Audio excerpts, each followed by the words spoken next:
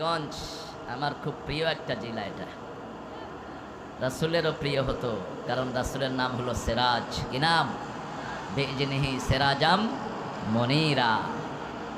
সূরা আহজাবে আল্লাহ রাসূলের যে কয়েকটা কোয়ালিটি ঘোষণা করেছেন, এর মধ্যে একটা হলো সিরাজ। একটা কি? সিরাজ। সিরাজ অর্থ জানেন তো? হ্যাঁ, প্রদীপ আমরা বলবো না, আমি প্রদীপের নিচে পড়ে থাকা এক অন্ধকার। প্রদীপ আমাদের শব্দ না, আমাদের শব্দ হলো চেরাগ।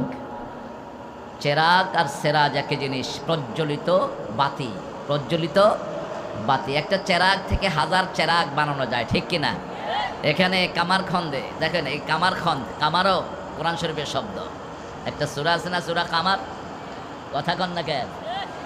সূরা কামার, এনশাক্কাতিল কামার।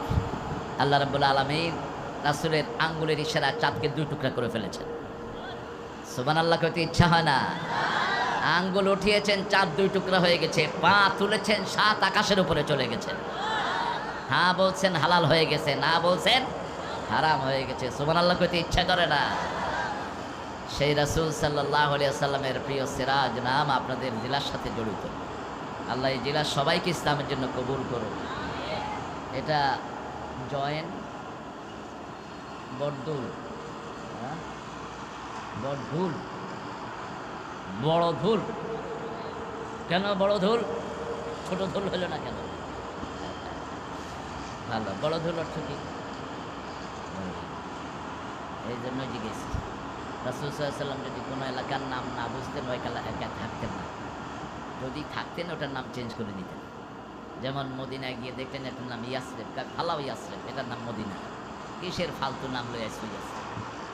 এটার নাম মদিনা। মদিনা মন আমার কাঁদে রে, প্রাণ আমার কাঁদে রে, যেতে সোনার মদিনা। ইয়াসরিব দিলে তো এটা হইতো না। ইয়াসরিব দিলে এটা হতো না। ইয়াসরিব ওরাই মজা পায় না। রাসূল বলেছেন এটা আমার হলো মদিনা, মদিনাতুন নবী সাল্লাল্লাহু আলাইহি ওয়াসাল্লাম। নামটা জেনে নিয়ে নোট। আজকে সভাপতি আলহাজ মোহাম্মদ আলী জিন্নাহ, বুলবুল ভাই, বুলবুল ভাই, বুলবুল ভাইকে আল্লাহ কবুল করুন। মোহাম্মদ আলী জিন্নাহকে চিনেন তো আপনারা? পাকিস্তানের জাতির পিতা তিনি। পাকিস্তান জাতির পিতা। যেমন বাংলাদেশিরা বলে আমাদের জাতির পিতা হলেন শেখ মুজিবুর রহমান। একটা টেরিটোরিয়াল নাম হতে পারে, কিন্তু মুসলিম জাতির পিতা হলেন সাইয়েদনা ইব্রাহিম আলাইহিস সালাম। এই ব্যাপারে কোনো সন্দেহ নেই। একটা জাতির একজন কর্ণধার থাকে, যিনি জাতিকে পথ প্রদর্শন করে।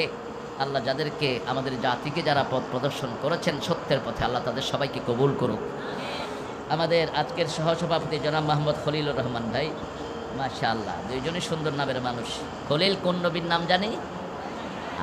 ইত্তাখাযা ইব্রাহিমা খলিলা কাল্লামাল্লাহু মূসা তাকলিমা। কি সুন্দর নাম। খলিল ভাইকে আল্লাহ ইসলামের জন্য কবুল করুক। প্রধান অতিথি মকবুল হোসেন মুকুল ভাই আসছেন। মুকুল ভাই, আহা, কি শরীর ভালো না? ভালো না নাকি? শরীর ঠিক আছে? আচ্ছা, আল্লাহ মুকুল ভাইকে ইসলামের জন্য কবুল করুক। হোসেন নাম আছে, কিন্তু ইসলাম না করলে ভেজাল আছে। হোসেন কার নাম? রাসূলের নাতি হাসান হুসাইন। রাসূলের মতোই ছিলেন তিনি, সুবহানাল্লাহ। রাসূল ওনার এখানে চুমু খেতেন, এখানে চুমু খেতেন, এখানে চুমু খেতেন, আর কোলে তুলে রাখতেন। বলতেন হুসাইন আমার অংশ, যে হুসাইনকে কষ্ট দেয় সে আমাকে কষ্ট দেয়। এই জন্য এই নামের যারা, তারা যেন রাসূলের অনুসারী বেশি হয়, আল্লাহ তৌফিক দান করুন। প্রধান মেহমান জনাব জান্নাতারা তালুকদার হেনরি আপা। না আপা না, হেনরি আপা তো আসতে পারেন না, কারণ মহিলা প্যান্ডেলে আসতে পারেন। আচ্ছা, আসছিলেন। আল্লাহ ওনাকে ইসলামের জন্য কবুল করুন। আমিন কইলেন না? হায় হা, আপনারা চান না উনি ইসলামে আসুন? তারা জোরে বলেন আমিন।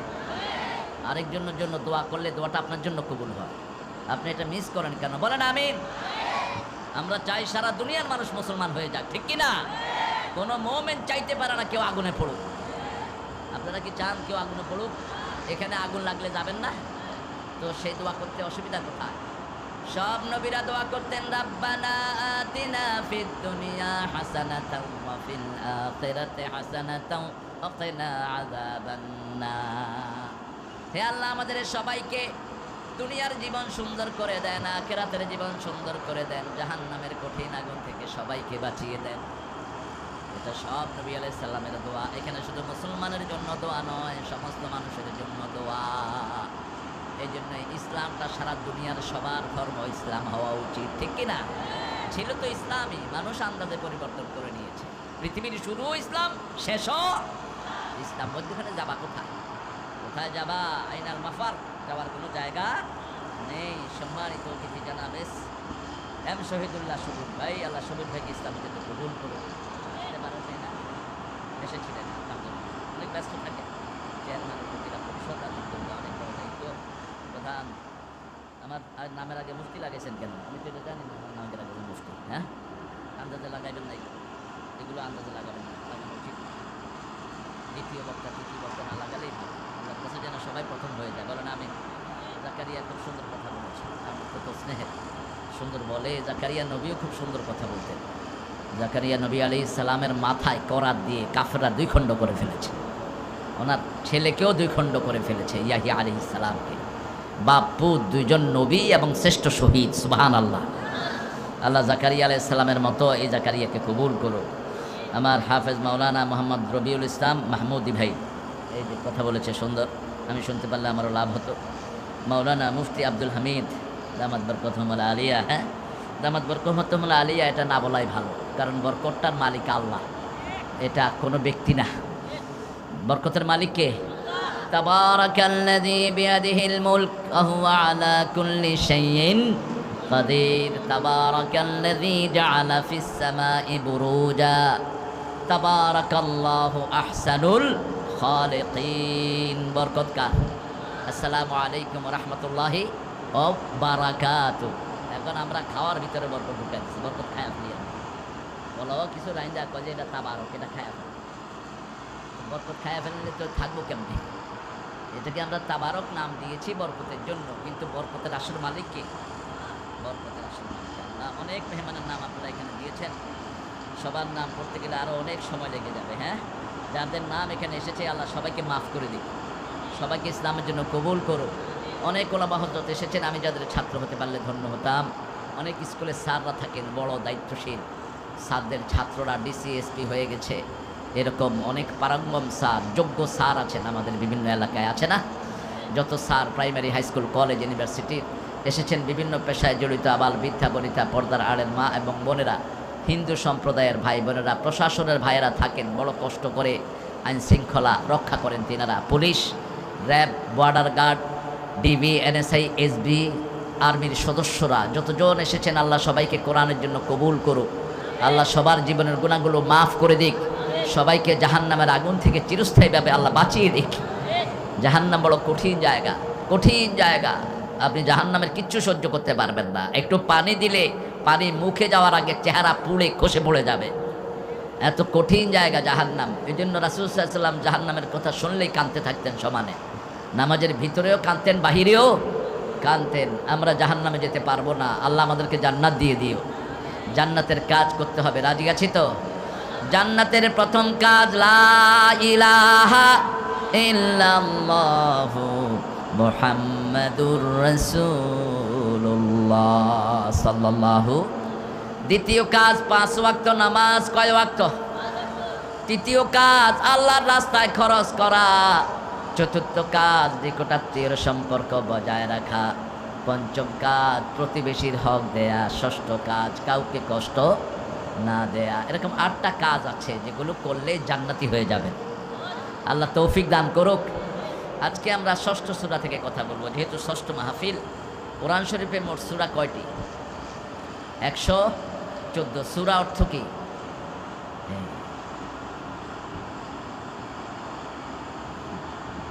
হ্যাঁ, কোরআনের এত তাফসীর হয়, দেখেন আমরা সাধারণ জিনিসগুলো জানি না।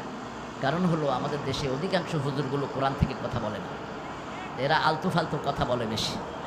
এই কোরআন থেকে কথা বলতে হবে, কারণ কোরআনের মাহফিল, ঠিক কিনা? মানুষগুলো কষ্ট করে আসে কি শোনার জন্য? কোরআন শোনার জন্য। যারা কোরআন শোনার জন্য আসে, কোরআন তাদেরকে বন্ধু বানায় জান্নাতে নিয়ে যাবে। যারা কোরআন বোঝার জন্য আসে, তাদারুসুল ইলমি সাআতুন খায়রুম মিনাল লাইলি ওয়া ইহয়াউহা। ঘন্টার সামান্য সময় কেউ যদি কোরআন বোঝার চেষ্টা করে, সারা রাতের নফল নামাজের চেয়ে বেশি সওয়াব আল্লাহ তাকে দান করে দেয়। আর কোরআন যে বুঝে পড়ে, কোরআন তার বন্ধু হয়ে যায়। আমরা কোরআনকে বন্ধু বানাতে চাই। কোরআন না চিনলে জান্নাতে যাওয়া যাবে না। আল কোরআন আর রমাদান ইয়াশফান, রাসূল বলছেন কোরআন আগে সুপারিশ করবে, তারপরে রমজান সুপারিশ করবে, তারপরে সুপারিশ করবে মুহাম্মদ সাল্লাল্লাহু। আগে কোরআন চিনতে হবে। কোরআন আজ কাঁদে তোমাদের জন্য, আমি থাকতে কেন এ দুঃখের অরণ্য। কোরআন আজ কাঁদে তোমাদের জন্য। মৃত্যুর পরে আমরা কাঁদবো, কোরআন চুপ করে বসে থাকবে। এখন আমরা কথা বলি, মৃত্যুর পরে শুধু কোরআন কথা বলবে, আমরা কথা বলতে পারবো? এখন আমরা যা করি মৃত্যুর পরে তার উল্টাটা হবে। এখন নামাজ দেখি না, রোজা দেখি না, মৃত্যুর পরে এখনকার সম্পদ কিছুই দেখবো না। নামাজও দেখবো, রোজাও দেখবো, মা বাবার সাথে ভালো ব্যবহার দেখবো, মানুষের সাথে সম্পর্ক দেখবো। ঠিক না বেঠিক? সব চোখের সামনে এনে দিবেন কে? এবার বলেন, সূরা অর্থ হলো ওয়াল। সূরা অর্থ কি? ওয়াল, প্রাচীর। প্রাচীরে আপনারা কি বলেন সিরাজগঞ্জের ভাষা? আপনাদের কিছু শব্দ আছে। গেদা হইল আপনাদের শ্রেষ্ঠ শব্দ। গেদা, গেদা, এই গেদা। একটা ছেলে 5 বাচ্চার বাপ, এর আব্বা তাকে তাকে এই গেদা, আরে এ তো গেদার বাপ। কয় হ্যাঁ ও গেদা। কারণ বাপের কাছে ছেলে সবসময় গেদাই। আলহামদুলিল্লাহ, সুন্দর শব্দ গেদা। এটা কিন্তু কোনো সাহিত্যে পাবেন না, এটা সিরাজগঞ্জে আসা ছাড়া এটা গেদা বোঝা যাবে না। আবার নরসিংদী আছে বুইত্তা মারা। বুইত্তা মারা, বুইত্তা মারা মানে বড়। এটা যে কই থেকে এরা আনছে আল্লাহ জানে। হ্যাঁ, এরকম আমাদের বাংলাদেশে প্রত্যেক জেলার কিছু নিজস্ব শব্দ আছে। আলহামদুলিল্লাহ বলি। দেওয়াল, দেয়াল, ওয়াল, প্রাচীর, এটা হলো সূরা। দুই প্রাচীরের মধ্যখানে আল্লাহ কিছু শব্দ দিয়েছেন, এটার নাম কি? সূরা। ওই প্রত্যেক দেয়ালের উপর লেখা আছে বিসমিল্লাহির রহমানির। কারণ বিসমিল্লাহ বলা মানে মালিককে স্বীকৃতি দেয়া। ঠিক না বা ঠিক? যে বিসমিল্লাহ বললো না সেই আল্লাহকে স্বীকৃতি দিল। এই জন্য রাসূল বলছেন কুল্লু আমরিন জিবালিন ফালাম ইউবদা বিসমিল্লাহি ফাহুয়া আফতার আও আক্তা। যে কোনো কাজ, যে কোনো কর্ম আল্লাহর নামে যে করে না, তার দুনিয়াও শেষ, আখিরাতও তার কোনো রেজাল্ট আল্লাহর কাছে পাওয়া যাবে না। আল্লাহ বলছেন দুনিয়াতে আমার কথা একটু শোনার চেষ্টা করো, মৃত্যুর পরে আমি আল্লাহ নিজে তোমার সব কথা শুনবো। দুনিয়ার এই শরীরটা আমাকে দাও, মৃত্যুর পরে আমি তোমাকে এমন শরীর দিব যে শরীরে কোনোদিন কোনো ব্যথা হবে না, যেই শরীর বৃদ্ধ হবে না, যেই শরীর সব সময় যুবক থাকবে। শুধু দুনিয়ার এই পচা শরীরটা একটু আমার কাজ করো, আমার সালাত পড়ো, আমার জিকির করো। আমার জিকির আছে যেখানে, তোমরা যাবা সেখানে। যখনই সময় পায়, কার জিকির? আল্লাহর জিকির। যখনই সময় পাই সুবহানাল্লাহ, আলহামদুলিল্লাহ, লা ইলাহা ইল্লাল্লাহু, আল্লাহু আকবার, এই জিকিরগুলো করবেন। তাহলে যেই সময় করলেন না ওটাও আল্লাহ জিকিরের ভিতরে লিখে দিবেন।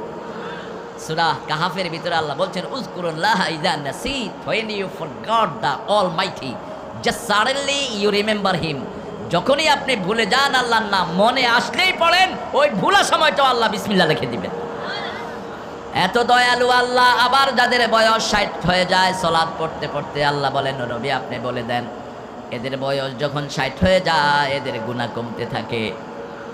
এরা যদি 40 বছরে যেই সুন্নত পড়েছে সেই সুন্নতটা এখন 60 বছর বয়সে বয়সের কারণে পড়তে পারে না, আমি 40 বছরের সওয়াবই তার আমলনামায় লিখে দেব।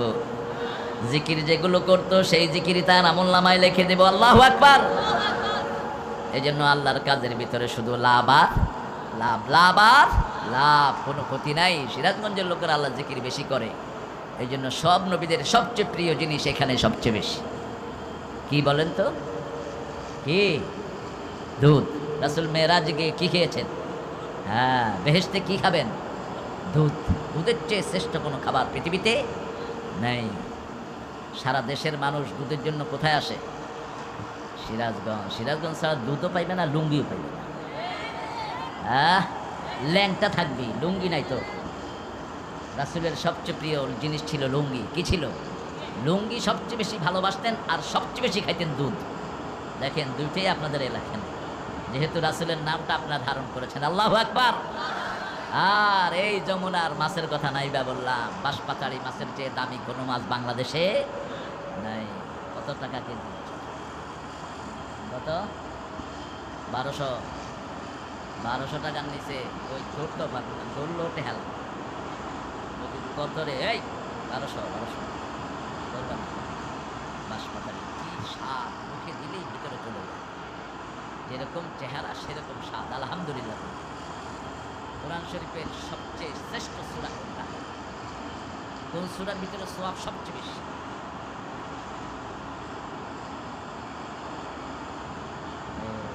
সন্দেহ আছে, সন্দেহ আছে। 3টা ছেলে আসছে আমার কাছে ইংল্যান্ডে। আমি বললাম যে which religion you belongs to, আপনার কোন ধর্মের? একটা ছোট্ট ছেলে বললো আমি মুসলমান, আরেকটা কয় খ্রিস্টান, আরেকটা কয় ইহুদি। ওকে, ইহুদিকে জিজ্ঞেস করলাম যে আল্লাহ কয়জন, how many Allah you have? I have 4 Allah. খ্রিস্টানদের বললাম হাউ মেনি ইউ হ্যাভ? কয় 3। মুসলমানটা কয় আমার 6 জন। মানে তোমার 6 জন কেন? কয় যে হেরা যা কইছে তার চেয়ে বেশি কম লাগবে তো আমার। ও ছোট মানুষ, ও চিন্তা করছে বেশি করলেই বোধ লাভ। এরপরে ওরে বললাম যে আচ্ছা তুমি তুমি নামাজ পড়তে পারো? কয় হ্যাঁ। কয়জনের কাছে মাথা নেওয়া? কয় একজনের কাছে। তো আল্লাহ কয়জন? কয় একজন। তো এখন 6 জন কইলা কেন? কয় এদেরকে ডিফিট দেওয়ার লাগে কইছি 6 জন। হ্যাঁ, খুব চালাক, বাংলাদেশের ছেলে তো, ওখানে জন্ম হয়েছে তার। আল্লাহ রাব্বুল আলামিন এ কোরআনকে এত বড় করেছেন, জীবনভর পড়ি, কিন্তু কোনটা যে সবচেয়ে বেশি মজা সওয়াবের সেটা আমরা জানি না। আমাদের অবস্থাটা হয়েছে এমন, ये कागज का कश्ती बारिश का पानी छोटी सी रात लंबी कहानी ये है मेरे जिंदगी ये जिंदगानी ये कागज का कश्ती। ছোট্ট কাগজের নৌকা নিয়েছি সাগর পাড়ি দেওয়ার জন্য। ছোট্ট জীবন নিয়ে বসে আছি 30 পারা কোরআন বোঝার জন্য। এটার প্রতিটি অক্ষর সাগরের চেয়ে অনেক বড়। আল্লাহ বলছেন সমস্ত সাগরকে যদি পানি বানাও, কালি বানাও, আর লেখা শুরু করো, লানাফিদাল বাহরু ক্বাবলা আন তানফাদা কালিমাতু রাব্বি ওয়ালাউ জিনা বিমিসলিহি মাদাদা। সারা পৃথিবীর সাগরগুলোকে কালি বানাও, লেখা শুরু করো আমার কালেমা। সাগর শেষ হয়ে যাবে, আবার ভর্তি করে দেব, কিন্তু আমার কালেমা শেষ হবে না। আল্লাহু আকবার। আইজাক নিউটন নাম শুনেছেন? কে ছিলেন? বৈজ্ঞানিক ছিলেন, ইহুদি ছিল যদিও, খুব প্র্যাকটিসিং ছিল, অত্যন্ত জ্ঞানী ছিলেন তিনি। সাগরের পাড়ে তিনি বালু নিয়ে খেলছেন আর বলছেন আমি জ্ঞান সাগরের পাড়ে বালু নিয়ে নামলাম। সে হলো আল্লাহর সৃষ্টি, আর আল্লাহ বলছেন আমার এই কালাম হলো সাগরের পানি শেষ হবে, কালিমা শেষ হবে না। সুবহানাল্লাহ। ও সাগরের পাড়ে বালু নিয়ে ঘাটছে, সাগরে নামতে পারে নাই, ঠিকটা বা ঠিক। আর মালিক বলছে সারা সাগর শেষ। সাধারণ লোক যদি টের পায় আর আমার কাছে আসবে না। তোমার কাছে যাওয়ার দরকারটা কি? যাবে তো বাপমার কাছে। বাপমার চেয়ে বড় ওলি আর কেউ নাই। মা ফু দিবে, সারা দুনিয়ার আলেম ফু দিলে জানা হবে, মায়ের বিসমিল্লাহ ফু দিলে আরো সে চলে যাবে। কার কথা? আল্লাহর কথা। মায়ের পায়ের নিচে কি? ওগো মা তুমি এ ধরনের শ্রেষ্ঠ নেয়ামত, তোমারই পদতলে রয়েছে জান্নাত। এই পৃথিবী থাকতো গো ফুল পাখিহীন, এই পৃথিবী থাকতো গো মায়া মোহহীন, যদি না পেত মায়ের মায়ারি হাত, যদি না পেত মায়ের মায়ারি হাত। ওগো মা তুমি।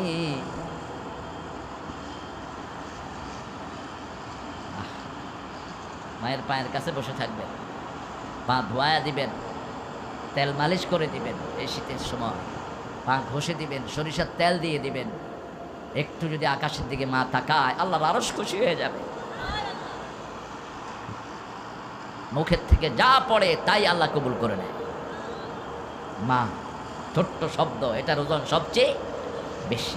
আল্লাহ 3 বার নিজে উল্লেখ করেছেন মায়ের কথা। কয়বার? 3 বার। রাসূল বলেছেন মায়ের খেদমত 3 গুণ বেশি। কয় গুণ? খেদমত করব কার? মায়ের। কার? মায়ের। কার? মায়ের। চতুর্থ বাপের। কোথা থেকে নিয়েছেন? রাসূল সাল্লাল্লাহু আলাইহি ওয়াসাল্লাম সূরা লোকমান থেকে নিলেন। ওয়াসাইনাল ইনসানা বিওয়ালিদাইহি হামালাতুহু উম্মুহু ওয়াহানান আলা ওয়াহান وفصاله في عامين أن اشكر لي ولوالديك وإلي المصير الله أكبر আল্লাহ বলছেন দুজনের ব্যাপারে ওসিয়ত করছি, তবে মায়ের কষ্টের কথা ভুলে যেও না। একটার পর একটা যন্ত্রণা সয়ে সয়ে মা তোমাকে পেটে ধারণ করেছেন, 2 বছর মা তোমাকে দুধ পান করিয়েছেন। আগে আমার কৃতজ্ঞ হও, তারপরে বাপ মায়ের কৃতজ্ঞ হও, কারণ আমার কাছেই ফিরে আসতে হবে। ঠিক না ঠিক? সব কার কাছে চলে যাব? আল্লাহর কাছে। 2 দিন আগে আর 2 দিন পরে, যে কোনো সময় ডাক চলে আসতে পারে। এজন্য সব সময় মুসলমান হয়ে থাকবো। আল্লাহ বলছেন কবরে ইসলাম ছাড়া এসো না, ওয়ালা তামুতুন্না ইল্লা ওয়া আনতুম মুসলিমুন। এই কোরআন ধরলেই মুসলিম হওয়া যাবে, কোরআন ছাড়া মুসলিম হওয়া যাবে। এবার বলেন 2 নম্বর সবচেয়ে সূরা কোনটা সওয়াবের? সূরা ইখলাস। হিসাবটা দেখেন, সূরা ফাতিহা কোরআনের অর্ধেক, একবার পড়বেন অর্ধেক কোরআনের সওয়াব হয়ে যাবে। আর ইখলাস পড়বেন 10 পারা সওয়াব। কয় পারা? 10 পারা। এবার আরেকটা সূরা আছে 5 পারা সওয়াব। কোনটা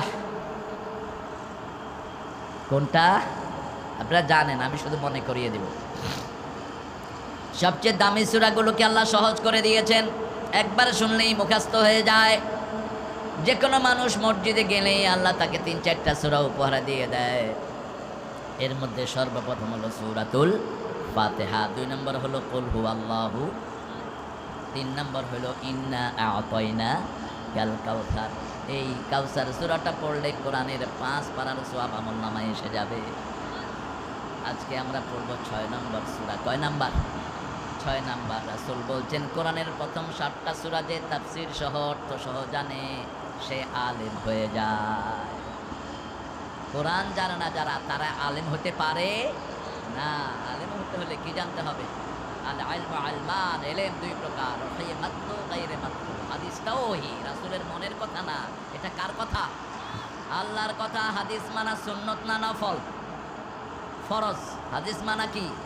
ফরজ। কোরআন মানা ফরজ, হাদিস মানাও ফরজ। কেমনে ফরজ হলো বলেন? যেমন আল্লাহ বলছেন নামাজ পড়ো, ফজর 2 রাকাত পড়া সুন্নত না নফল? ফরজ। তো এই ফরজটা শিখালেন কে? মুহাম্মদ সাল্লাল্লাহু আলাইহি ওয়াসাল্লাম। সূরা আনআম। আনআম মানে কি? গৃহপালিত পশু। আল্লাহ বলছেন ওহুম আ'য়ুনুন লা ইউবসিরুনা বিহা, আযানুন লা ইয়াসমাউনা বিহা, ওহুম কাল আনআমে বাল হুম আদাল্লু, উলাইকা হুমুল গাফিলুন। কিছু মানুষ আছে, চোখ আছে কিন্তু কোরআন শরীফ দেখে না। আছে না? কথা বল না কেন? মালিককে, শরীর কার? আল্লাহর শরীর দিয়ে আল্লাহর কিতাব দেখেন না। দেখেনটা কি? কি দেখেন? আল্লাহর পা দিয়ে, আল্লাহর দেয়া পা দিয়ে আল্লাহর মসজিদে চান না, যান কোথায়? আল্লাহর হাত দিয়ে আল্লাহর হালাল জিনিসগুলো ধরো না, হাতটা ব্যবহার করো কোথায়? করোনার চাইল কেন তুমি খায়া ফেলো? হ্যাঁ, করোনার চাইল খেয়েছে এরকম চোর আছে না বাংলাদেশে? মেলা না, মেলা হইতে পারে নাই। প্রধানমন্ত্রী কঠিন হাতে এটা কন্ট্রোল করেছে। এই মহিলা বলেছে খবরদার, চাইল খাবি তোরে খায় ফেলাম আমি, তোরে ইঞ্জেকশন দিয়া তোরে একদম করোনার ভিতরে ঢুকায়। কত বড় নোংরা দেখেন। করোনার চাইলেও মানুষে খায়, তো তুই করোনা খা। তুই চাইল খাইছ মানে তুই করোনা খাইছ। ঠিক না ভাই? ঠিক। সেরকম নোংরা মানুষ কবরস্থানের পয়সা খেয়ে ফেলে, এরকমও লোক আছে। সিরাজগঞ্জে নাই অবশ্য না। এই 5টা সূরা আল্লাহ সূরা প্রশংসা দিয়ে শুরু করেছেন। কার প্রশংসা? আল্লাহর প্রশংসা। প্রথম হলো আলহামদুলিল্লাহি রাব্বিল। পৃথিবীর কোনো মানুষ, কোনো বই তার প্রশংসা দিয়ে শুরু করতে পারে না, কিন্তু আল্লাহই একমাত্র নিজের কিতাব নিজের প্রশংসা দিয়ে শুরু করে। আল্লাহ রাব্বুল আলামিন ভুলের ঊর্ধ্বে সন্দেহ নাই। পৃথিবীর সব কিতাব শুরু হয় নিজের দুর্বলতা দিয়ে, আল্লাহর কিতাব শুরু হয়েছে আল্লাহর অস্তিত্ব দিয়ে। আল্লাহু আকবার। এমন শব্দ দিয়ে তিনি কিতাব শুরু করেছেন যে শব্দের প্যারালাল কোনো শব্দ পৃথিবীতে নাই। তিনি বলেছেন আলহামদুলিল্লাহি রাব্বিল আলামিন। আলহামদু আলিফ লাম ইস্তিগরাকি। পৃথিবীতে যত প্রশংসা হতে পারে সব প্রশংসার মালিকানা কার? ভালো মাছ খাই, মালিকানা কার? ভালো দুধ গরু দেয়, প্রশংসা কার? গরুর প্রশংসা না। কিন্তু কিছু ভাই ভুল করে ফেলে, গরুর প্রশংসা করে। তাহলে কয়টা সূরা শুরু হয়েছে আলহামদুলিল্লাহ? কয়টা? 5টা। প্রথম কি? সূরা ফাতিহা। 2 নাম্বার সূরা আনআম। 3 নাম্বার সূরা কাহাফ। 4 নাম্বার সূরা সাবা। 5 নাম্বার সূরা ফাতির। এই 5টা সূরা শুরু হয়েছে আলহামদুলিল্লাহি রাব্বিল। আল্লাহ রাব্বুল আলামিন দেখেন কি সুন্দর করে শুরু করছেন, আলহামদুলিল্লাহিল্লাযী খালাকাস সামাওয়াতি ওয়াল আরদ ওয়া জাআলায যুলুমাতি ওয়ান নূর সুম্মাল্লাযীনা কাফারু বিরাব্বিহিম ইয়াদিলুন। আল্লাহু আকবার। প্রশংসা হয় আল্লাহর জন্য, যিনি আকাশ সৃষ্টি করলেন, জমিন সৃষ্টি করলেন। জাআলায যুলুমাতি ওয়ান নূর, আলো এবং অন্ধকার তিনি স্থাপন করেছেন। সুম্মাল্লাযীনা কাফারু, তারপরে কাফেররা আল্লাহর সাথে বিভিন্ন জিনিসকে সমকক্ষ বানায়। আমার আল্লাহ এত বিশাল, আল্লাহর সমকক্ষ হওয়ার ক্ষমতা কারো? আল্লাহর কাছে তো বুঝতেই পারবে না। আল্লাহ কোথায় থাকেন বলেন তো? আরশের উপরে, আরশের আজিমে না, আলাল। কথা বলেন আলাল। আর রাহমানু আলাল আরশে ইস্তাওয়া, তিনি আরশের উপরে। সুবহানাল্লাহ। তিনি কত বড় এটা কেউ মাপার ক্ষমতা রাখে? তবে তিনার আকাশ মেপেছে সামান্যভাবে নাসা, পৃথিবীর সবচেয়ে বড় বিজ্ঞানাগার আমেরিকার নাসা। নাসা ঠিক করেছে, শোনো আকাশটা কত বড়। নিচ থেকে দেখলে মিল্কি ওয়ে দেখা যায়, তারার পথ, যেখানে তারাগুলোর একটা লাইন আছে। এই মিল্কি ওয়ে বাংলাদেশ থেকে যদি কেউ রওনা হয়, নিচে থেকে রওনা হয়, আলোকবর্ষ 92,000 কোটি বছর লাগবে ওখানে পৌঁছতে। আলোকবর্ষ মানে হলো 1 সেকেন্ডে 1,86,000 মাইল যাবে। এরকম 1 সেকেন্ড, 1 মিনিট, 1 বছর, এরকম 92,000 কোটি বছর লাগবে ওখানে যেতে। কত বিশাল সে আল্লাহ! আল্লাহু আকবার। এটা হলো একটা রাস্তা। আর আকাশটা কত বড়, বিজ্ঞান বলছে আকাশটা কত বড় আমরা বলতে পারবো না। তবে আকাশের মধ্যে কালো গর্ত আছে, যেখানে সূরা ওয়াকিয়ার ভিতরে আল্লাহ যেটার কসম খেয়েছেন, লা উকসিমু বিমাওয়াকিআন নুজুম, স্টার ফলিং, যেখানে তারাগুলো পড়ে যায়। সেই স্টার ফলিং এর কথা আল্লাহ বললেন, এই তারাগুলো পড়ে যায়। এরকম গর্ত হাজার লক্ষ কোটি গর্ত আছে আকাশে। একটা তারা যখন পড়ে যায় কিয়ামতের আগে এটা আর ওঠে না। এই তারাগুলো কত বড়? একটা ছোট তারা 13 লক্ষ পৃথিবীর চেয়ে বড়। আরো আসতে কোন সুবহানাল্লাহ। 13 লক্ষ পৃথিবীর চেয়ে একটা তারা বড়। এবার চিন্তা করেন কত বড় আকাশ। কয়টা আকাশ? কয়টা? কিভাবে আকাশ বানালেন? আকাশ বানিয়েছেন আল্লাহ পানি থেকে। প্রথম বানিয়েছেন পানি, পানির উপরে ধোঁয়া দিয়েছেন, পানির উপরে ছিল ধোঁয়া। এই ধোঁয়া থেকেই আল্লাহ আকাশ বানিয়েছেন। আল্লাহু আকবার। 7টা আকাশ, এক একটা আকাশ। প্রথম আকাশটা দ্বিতীয় আকাশের কাছে ছোট্ট রিংয়ের মতো, তৃতীয় আকাশটার কাছে দ্বিতীয় আকাশ রিংয়ের মতো। এইভাবে 7টা আকাশ আরশের কাছে রিংয়ের চেয়ে ছোট। রাসূল সাল্লাল্লাহু আলাইহি ওয়াসাল্লাম বলছেন, এই 7টা আকাশ যদি আল্লাহর হাতে দেয়া যায়, 7টা সরিষা দানার মতো মনে হবে। সেই আল্লাহ কত বড়! আল্লাহু আকবার। মাথা ঢুকবে না। আল্লাহর সাথে করো শিরক, মূর্খ। কয়মুখ হুজুর গায়েব জানে। গায়েব একজন জানে, তিনি কে? আল্লাহ। খাওয়ায় কে? সন্তান দেন কে? মাথা খারাপ হয়ে যাবে যদি এগুলো শুনেন, কিভাবে সন্তান মায়ের পেটে আসে, কত সূক্ষ্ম। জন্ম নিয়ন্ত্রণের একটা স্লোগান বানাইছে, ছেলে হোক মেয়ে হোক দুটি যথেষ্ট, একটা হইলে ভালো, না হইলে আরো ভালো। যারা সন্তান চায় না বিয়ের পরে, এরা জিনাকার। বিয়ে করে যারা গোপন রাখে, এরাও জিনাকার, বলেছেন মুহাম্মদ সাল্লাল্লাহু। রাসূল সাল্লাল্লাহু আলাইহি ওয়াসাল্লাম বলছেন, বাপের বুকের থেকে, মায়ের পিঠ থেকে 2টি ফোঁটা পানি বের হয়। এই 2টি ফোঁটা পানি একসাথে হলে সেখানে সন্তান আসে।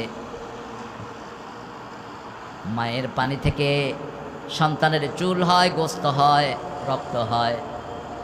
আর বাপের পানি থেকে হয় সন্তানের হাড়, রগ, সব শক্ত জিনিস। এই সন্তান কিভাবে মায়ের পেটে যায় বিজ্ঞান এখনো ঠিক করতে পারে নাই। আল্লাহ বলছেন, 3টা অন্ধকারের ভিতরে আমি সন্তানের জন্ম দেই। প্রথম নুতফা, সুম্মা মুদগাহ, সুম্মা আলাকা, وكسونا العلق عظاما وكسونا العظام لحما ثم نخرجكم طفلا। 7টা স্তর। কয়টা? 7টা স্তর একটা সন্তানের। প্রথম থাকে পানি। প্রথম কি? পানি। সেখান থেকে ওটাকে আল্লাহ একটু ঘন করেন রক্ত। তারপরে ওই রক্তকে মায়ের জড়াউতে ঝুলিয়ে দেন আলাকা। সাম্মাল আলাকাতা মুদগা। এরপরে গোস্ত করেন। ওই গোস্ত থেকে হাড় হয়। ওই হাড়ের উপরে আল্লাহ চামড়া দেয়। এরপরে শিশু আকারে মায়ের পেট থেকে বের করে দেয়। আগে বডি বানায়, তারপরে রূহ দেয়। রাসূল বলছেন প্রথম 40 দিন থাকে পানি। প্রথম 40 দিন থাকে পানি। এই তথ্য কোনো বিজ্ঞান দিতে পারে নাই, ঠিক না ঠিক? মরিস বুকাইলি চিনেন না? নাম শুনছেন? কে ছিল লোকটা? কোথাকার বিজ্ঞানী? না না, ফ্রান্সের, জার্মানের না। মরিস বুকাইলি তিনি ছিলেন অত্যন্ত বড় গাইনোকোলজিস্ট, মহিলা বিশেষজ্ঞ। তিনি বাচ্চা কিভাবে জন্ম নেয়, তিনার বয়সের একটা প্রান্তে গিয়ে তিনি চিন্তা করলেন, দেখি বাচ্চা কিভাবে জন্ম নেয়। আসমানি কিতাবগুলোতে খুঁজে দেখি, বাইবেলে খুঁজতে খুঁজতে হয় আর কিচ্ছু পায়নি। কোরআন শরীফ খুলে দেখে যে এটা আরবি।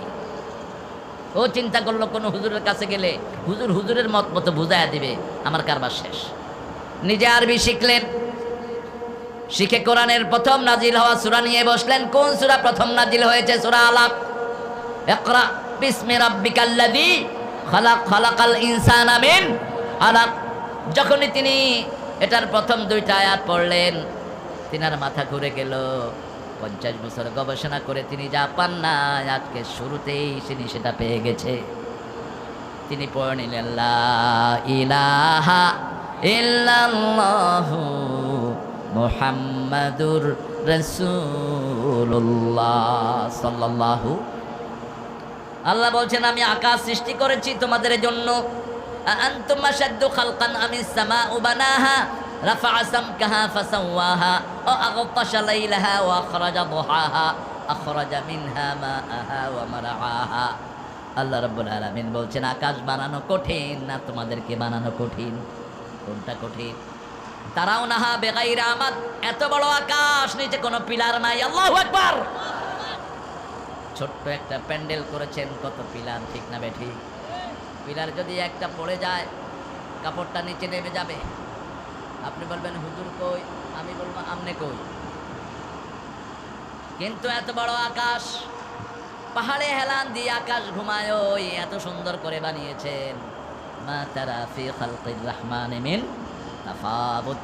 আল্লাহর সৃষ্টির মধ্যে কোনো ভুল নাই। এক বেকুব বট গাছের নিচে শুয়ে শুয়ে চিন্তা করতেছে, এখানে তো আল্লাহ ভুল করছে। এত মোটা গাছ, এত ছোট দানা কেড়ে। পাশে আরেক আল্লাহর ওলি বসা, কয়ে বেকুব কস কি? ক যা কইছি কইছি। দেখো না মিয়া, এত মোটা গাছ, দানা এত ছোট।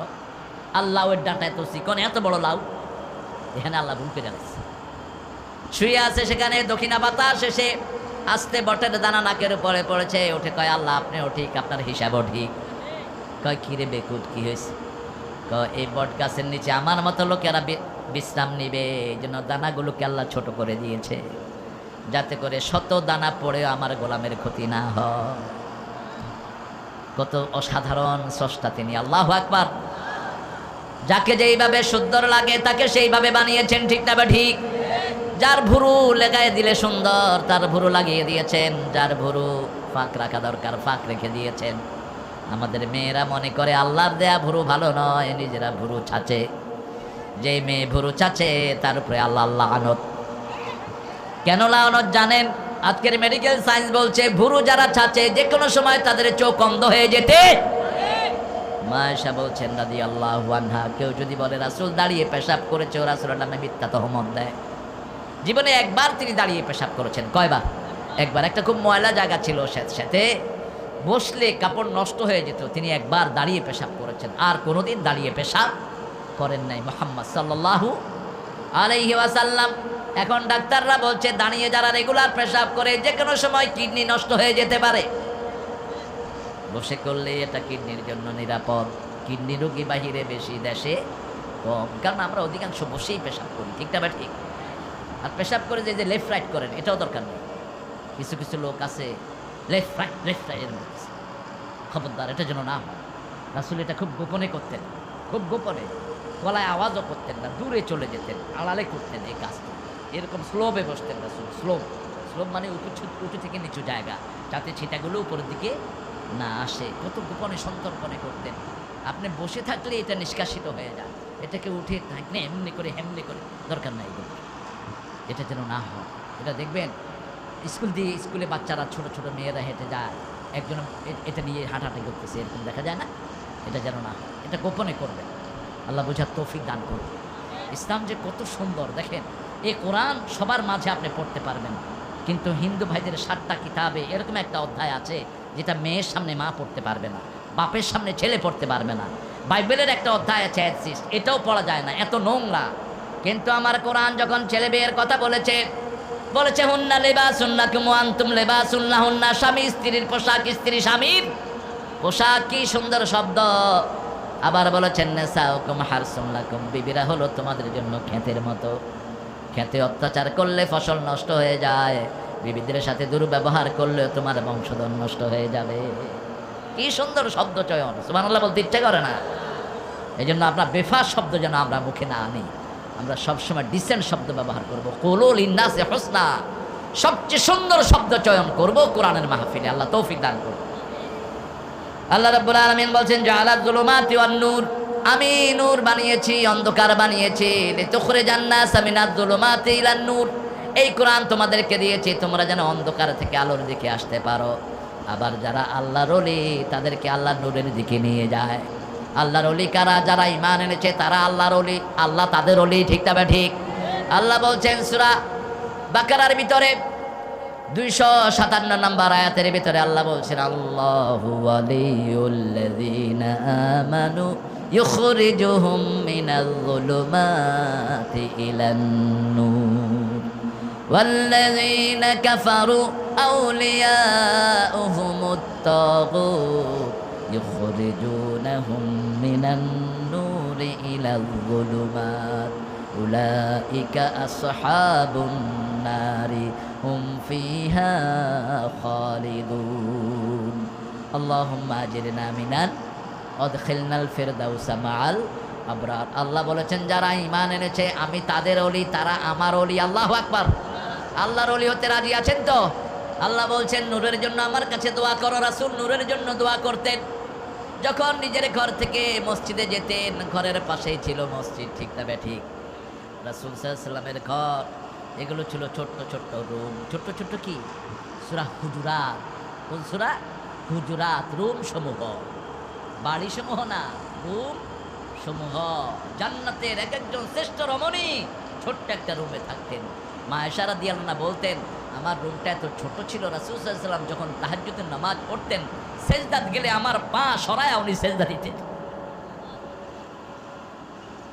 রাসূল সাল্লাল্লাহু আলাইহি ওয়াসাল্লামের ঘর থেকে মিম্বার মধ্যখানে যেই জায়গাটা আল্লাহ থেকে জান্নাতের বাগান বানিয়ে দিয়েছেন। রাসূল সাল্লাল্লাহু আলাইহি ওয়াসাল্লাম ঘরে সুন্নতগুলো পড়তেন, সবগুলো সুন্নত ঘরে পড়তেন। সুন্নত ঘরে পড়লে সওয়াব বেশি, নববীর থেকে বেশি। মসজিদে নববীতে সুন্নত পড়লে যা সওয়াব নয়, ঘরে পড়লে আরো বেশি। রাসূল সুন্নতগুলো ঘরে পড়তেন, ফরজগুলো পড়তেন কোথায়? মসজিদে। আমরাও সুন্নত ঘরে পড়বো। রাসূল বলেছেন ঘরটাকে কবর বানায়ও না, এমন যেন না হয় কোনো নামাজ ঘরে পড়েন না। নামাজের একটা অংশ ঘরে পড়বা, ঘরে পড়লেই বরকত এসে যাবে। ছোট্ট ছোট্ট বাচ্চাগুলো তোমার সাথে নামাজে দাঁড়াবে, তুমি নামাজে দাঁড়াবা, তোমার বাচ্চা তোমার ঘাড়ে উঠবে, সুন্নত পালন হবে। রাসূল সাল্লাল্লাহু আলাইহি ওয়াসাল্লাম ঘরে সালাত পড়তেন। হাসান হুসাইন একজন ঘাড়ে একজন পিছনে ঠাট ঠাট করতেন। রাসূল সেজদায় পড়ে থাকতেন। যতক্ষণ সেজদা থেকে এরা নামতো না রাসূল সেজদায় পড়ে থাকতেন। নানাকে পাচ্ছে না ঘরে, নানা তো সারা দুনিয়ার ইমাম, সুবহানাল্লাহ। তিনি আসরের নামাজ পড়াচ্ছেন, ছোট্ট হুসাইন এসে মাথায় বসে আছে। বাস আমরা হলে কি করতাম? এই গাদারে দেখোস না? দেখেন রাসূল সাল্লাল্লাহু আলাইহি ওয়াসাল্লাম জান্নাতি সাহাবীদের নামাজের ইমামতি করছেন। ছোট্ট হুসাইন মাথার উপর বসা, সেজদা লম্বা করে দিলেন। আসরের সেজদা লম্বা হয়ে গেল, অনেক লম্বা। সাহাবায়ে কেরাম বললেন ইয়া রাসূলুল্লাহ সাল্লাল্লাহু, প্রত্যেকবারে সাল্লাল্লাহু পড়বেন, তাহলে আপনার এত বরকত হবে, মনের আশা পূরণ করে দিবেন কি? এক সাহাবী এসে বলছেন, ইয়া রাসূলুল্লাহ, আমি দিনের অর্ধেক আপনার উপর দুরূদ পড়ি। রাসূল সাল্লাল্লাহু আলাইহি ওয়াসাল্লাম বললেন, পড়ো। বলছে, দিনের 3 ভাগ আমি আপনার উপর দুরূদ পড়ি। বলছে, পড়ো। এরপরে এসে বলছে, সারা দিন আপনার উপর দুরূদ পড়ি। এবার রাসূল বলছেন, তাহলে শোনো, তোমার মনের যা আশা সব আল্লাহ পূরণ করে দিবেন, তোমার সব গুনাহ তিনি মাফ করে দিবেন। সারা কোরআনে আল্লাহ নিজের জন্য কোনো কাজ রাখেন নেই। আল্লাহ বলেন নেই আমি নামাজ পড়ি, তোমরাও নামাজ পড়ো।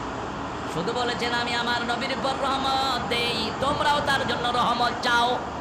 ইন্নাল্লাহা ওয়া মালাইকাতাহু ইউসাল্লুনা আলান, একই লাইনে বললেন, ইন্নাল্লাহা ওয়া মালাইকাতাহু ইউসাল্লুনা আলান নবী ইয়া আইয়ুহাল্লাযীনা আমানু সাল্লু আলাইহি ওয়া সাল্লিমু তাসলিমা। আল্লাহ তৌফিক দান করুক। আরো চিৎকার করে বলেন না আমিন। সাহাবায়ে কেরাম কিছু না বলতেই রাসূলকে প্রশ্ন করতেন। এটা প্রশ্ন করার জন্য কে বলেছেন? প্রশ্ন করলে খুশি হন কে? তবে পেছাবেন না বনি ইসরাইলের মতো। গরু একটা বলছে আল্লাহ জবাই করতে, জবাই করে দিলেই হতো। কয়, এই মুসা, গরুর রং কি? গরু কি হাল চাষের গরু নাকি এমনি গরু? গরু হয়েছে তোর মতো গরু। পেঁচাইতে পেঁচাইতে এমন পেঁচাইছে, আল্লাহ কয় ঠিক আছে, এমন জায়গায় পৌঁছামো হাজার হাজার কোটি টাকার স্বর্ণ দিয়া গরু আনতে হবে। তো ছোট্টবেলায় এক দিনদার তার ছেলেকে গরু দিয়েছেন। এখন ছেলে তো গরু দিয়ে কী করবে? ছেলের জন্ম হয়েছে, ওই মুরব্বী চিন্তা করলেন, খুবই ফরজগার তিনি চিন্তা করলেন ছেলের জন্য একটা জিনিস রেখে যায় যাতে ভবিষ্যতে সে এটা ধরে জীবিকা নির্বাহ করতে পারে। ছেলের নামে জঙ্গলে ছেড়ে দিয়েছে। বিবিকে বলেছে, বিবি, আমার ছেলের নামে একটা গরু জঙ্গলে ছেড়ে দিয়ে গেলাম, আমার ছেলে ছাড়া এই গরু কেউ ধরতে পারবে না। সুবহানাল্লাহ করতে ইচ্ছে করে না? ঠিকই, ওই গরু যেই ধরতে যেত গরু দৌড়বে পালিয়ে যেত। গরুটা বড় হলো, ছেলেকে মা বলল, যাও জঙ্গলে যাও, খুব সুদর্শন একটা গরু তোমার জন্য তৈরি হয়ে আছে, তুমি জঙ্গলে গেলে এই গরু তোমার কাছে আসবে, অন্য মানুষ তাকে দৌড়িয়ে ধরতে পারে না। ছেলে যাওয়ার পরে আসতে গরুটা এসে তার পাশে দাঁড়িয়েছে। গরু কিন্তু মালিক চিনে, ঠিক কিনা? আমার বেশ মনে আছে, এক কোরবানির ঈদে সিরাজগঞ্জের একজন বড় একটা গাভী, অত্যন্ত সুন্দর গাভী, গাভীর নামও তিনি রেখেছেন কালু। কালু কালো গাভী। গাভীকে রেখে আসতেছে আমার বাসাতে কোরবানির জন্য। মালিকও কাঁদতেছে, গরুও কাঁদতেছে, সমানে কাঁদতেছে।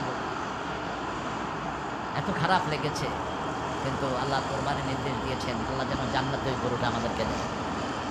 এগুলো আল্লাহ জান্নাতে দিবে যদি আপনি চান, ঠিক না? ঠিক। কি আদর এই গরু! গরু মালিককে চিনে, ঠিক না? ঠিক, মালিককে চিনে। বাস ওই গরু এসে তার পাশে দাঁড়িয়েছে। মা বলল, শোনো বাবা, এই গরুটা তুমি 10 দিরহাম 10 খণ্ড মুদ্রা বাজারে বিক্রি করে আসো। আল্লাহ রাব্বুল আলামিন একজন ফেরেশতাকে পাঠালেন ওই ছেলের কাছে, পাঠিয়ে বলছেন, গরুর দাম কত? ছেলে বলছে 10 দিরহাম। ওই ক্রেতা বলছে 20 দিরহাম দেব, বিক্রি করবা নাকি? মা বলছে, আমার সাথে কথা না বলে তুমি গরু বিক্রি করো না। ছেলে বলছে, আমার মা যদি অনুমতি দেয় 20 দিরহামে বিক্রি করব। এবার বাড়ি এসে বলছে, মা, একজন ক্রেতা এসেছেন, উনি বলছে 20 দিরহাম। মা বলছে, ঠিক আছে, আজকে যদি 20 দিরহামে তিনি মূলায়, তুমি তাকে দিয়ে দিও। আবার গরু নিয়ে দাঁড়িয়েছে, আবার ওই লোকটা আসছে, আয়সা কয়, আজকে কত দাম? কয় 20 দিরহাম। কয় 30 দিরহাম দেব। ছেলে কয়, আমার মায়ের কাছে জিজ্ঞাসা করতে হবে।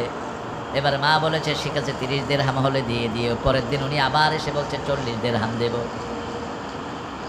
এখন এবার মা বলছে, ওই লোকটাকে আমার কাছে নিয়ে আসো। এবার ওই লোকটা বলল, বাবা শুনো, তোমার এই গরুটা কেনার জন্য বনি ইসরাইলের লোকেরা চামড়া ভর্তি সোনা দানা নিয়ে আসতেছে। ওই যে পেছাইছে, চামড়া ভর্তি সোনা দানা দিয়ে তোমার গরু তারা কিনে নিবে, কারণ এই গরুটাই আল্লাহ তাদেরকে নির্দেশ দিয়েছেন কেনার জন্য। সারা মিশরে এত সুন্দর গরু আর একটাও নাই। ঠিকই কয়েকদিন পরে গরুর চামড়া জবাই করে, চামড়া ভর্তি করে যত সোনা দানা আছে সব হলো গরুর দাম। আল্লাহু আকবার। আল্লাহ যদি দেয়, এক গরু দিয়েই মানুষকে ধনী করতে পারে, ঠিক না? বা ঠিক। আমরা আল্লাহর প্রশংসা করব। আল্লাহ আলো বানিয়েছেন আমাদের জন্য, এই নূরের জন্য দোয়া করতেন মুহাম্মদ সাল্লাল্লাহু। সূরা ফাতিহা পড়লে হাতে নূর হয়, চেহারায় নূর হয়, ওযু করলে শরীরে নূর হয়। রাসূল সাল্লাল্লাহু আলাইহি ওয়াসাল্লামকে মা আয়েশা জিজ্ঞেস করলেন, ইয়া রাসূলুল্লাহ, 1000 কোটি মানুষের ভিতরে কিভাবে আপনার উম্মত চিনবেন? রাসূল বলছেন, আয়েশা রে শোনো, চিত্রা ঘোড়া যেমন শত শত ঘোড়ার মধ্যে, 1000 লক্ষ ঘোড়ার মধ্যে চিনা যায়, আমার ওযু করা উম্মত কিয়ামতে আমি এরকম চিনে নেব। যত জায়গায় ওজোর পানি লাগবে, কিয়ামতের ময়দানে সূর্যের চেয়ে চিকচিকময় হয়ে যাবে। রাসূল বলেছেন ফালিয়াজদাদু গুরুরাহুম, তোমরা তোমাদের চিকচিকের জায়গাগুলো বাড়াও। আবু হুরায়রা রাদিয়াল্লাহু আনহু যখন ওযু করতেন তিনি বগলও ধুইতেন। কি ধুইতেন? বগল ধুইতেন। ওযু করেন, মুসলিম শরীফের বর্ণনা, আখিরি খাতরিল মা, শেষ ফোঁটা যখন পড়ে যায় শেষ গুনাহটা তখন ঝরে যায়। কেউ যখন ঘরে ওযু করে মসজিদের দিকে আসে, প্রথম পা দেওয়ার সাথে সাথে তার সব গুনাহ মাফ। এবার দ্বিতীয় কদমে মসজিদ তার সামনের দিকে আসে, জান্নাত তার সামনের দিকে আগাতে থাকে। রাসূল বলেছেন 5 ওয়াক্ত যে মসজিদে যায় আল্লাহ তার জন্য বেহেশতটাকে সাজায়া দেয়, বেহেশতের মেহমানদারি তার জন্য সাজায়। কে সাজান? কে সাজান? আল্লাহ। এই যে আমাদের প্রধান অতিথি আজকে আমাদের এখানে এসেছেন, উনি যদি আইসা সরাসরি মাহফিলে আমাদেরকে কিছু খাওয়াতেন, এটার মজা বেশি না কম?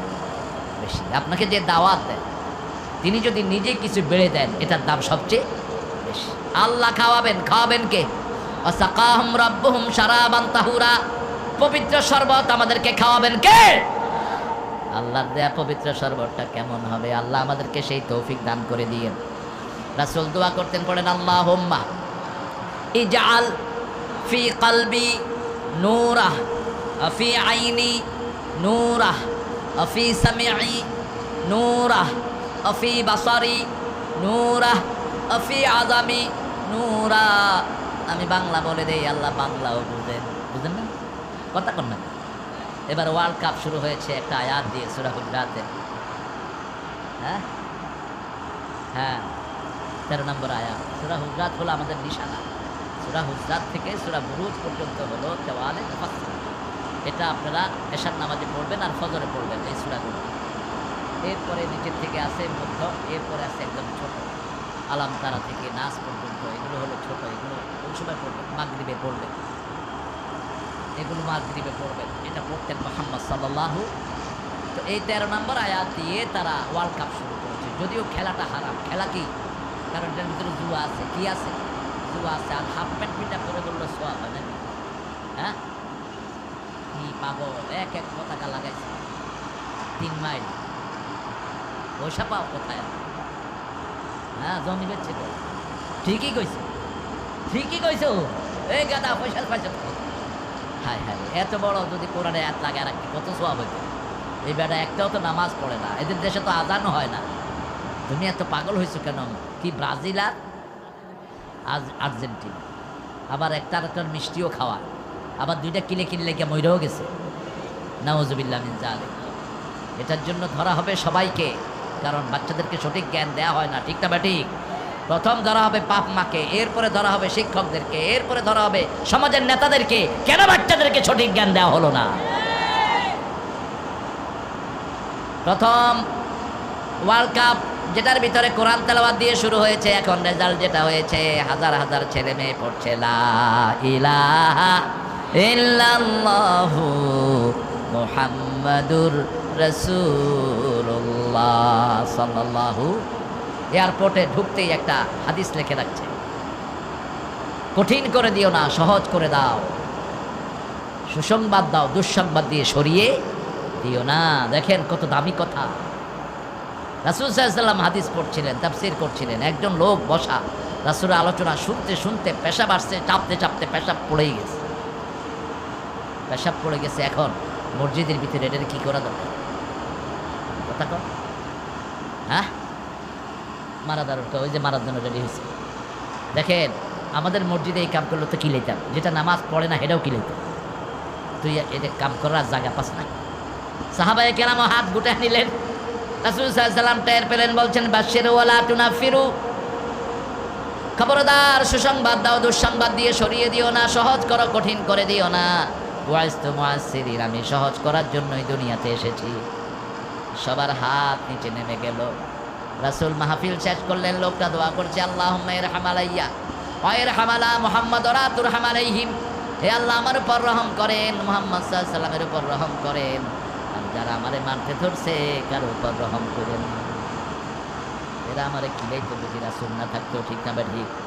আর আমরা সেই রাসূলের উম্মত, মসজিদ থেকে এক একজন ভাইকে আমরা বের করে দিই, এরকম আছে না নাই? জোরে আমিন করছে, এদের মসজিদ থেকে বের করে দিচ্ছে। এরে বুঝাইয়া দেয় যে ইমাম যেভাবে পড়ে তুমিও সেভাবে পড়ো। বের করা জায়েজ, একটা হিন্দু মসজিদে ঢুকলে আপনি বের করতে পারবেন না। মসজিদে তারও হক আছে, কারণ মসজিদ কার ঘর? কার ঘর? ও মসজিদে না গেলে হেদায়েত হবে কেমনে? ও এই যে দেখেন কাতারে লক্ষ লক্ষ যুবক যুবতী এসেছে, এখন সব কালেমা পড়ে মুসলমান হচ্ছে। কেন?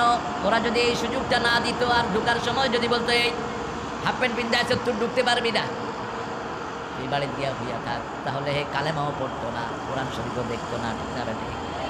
আপনি তাকে রাস্তা খুলে দেন, সে কালেমা পড়ে মুসলমান হয়ে যাবে। নূরের জন্য দোয়া করতেন। নূর, নূর হলো আল্লাহর হেদায়াত। আল্লাহ রাব্বুল আলামিন বলছেন ফামান শারাহাল্লাহু সাদরাহু লিল ইসলাম ফাহুয়া আলা নূরিম মির রাব্বি। আল্লাহ যার কলিজাটা প্রশস্ত করে দেয়, আল্লাহর নূর তার সিনায় দিয়ে দেয়। নূরের ব্যাখ্যা রাসূল করেছেন তিনটি। কয়টি? আখিরাতের প্রতি ভালোবাসা, দুনিয়ার প্রতি বিতৃষ্ণা, আর আল্লাহর কাজে মজা পাওয়া। এই তিনটা হলো নূর। এই তিনটা কি? নূর। কোনো লোকের সাথে দেখা হলে যদি বলে হুজুর আপনার বাড়ি কয়টা, আপনার টাকা পয়সা কি, আপনার ঢাকাতে কি কি করছেন, বুঝবেন এটা দুনিয়াদার, এটা হলো ইসলামের খেলাফ, এটা হলো দুনিয়ামুখী। ঠিক না ঠিক? আর যদি দেখা হওয়ার পরে বলে হুজুর তাহাজ্জুদ পড়েছেন নাকি, আমিও তাহাজ্জুদ পড়ি, 5 ওয়াক্ত মসজিদে নামাজে পড়ি, কোরআন শরীফ পড়ি, তাসবিহ তাহলিল করি, দোয়া করবেন আমি যেন আজ বেশি করে ইবাদত করতে পারি। হাত ধরে বলে হুজুর দোয়া করবেন যাতে ঈমান নিয়ে কবরে যেতে পারি। আছে না এরকম লোক? কথা কন না কেন? আপনাদের কষ্ট হচ্ছে? সারা রাত থাকবেন তো ইনশাআল্লাহ? আচ্ছা, সারা রাত আপনারা থাকেন, একটু পরে আমি চলে যাবো ইনশাআল্লাহ।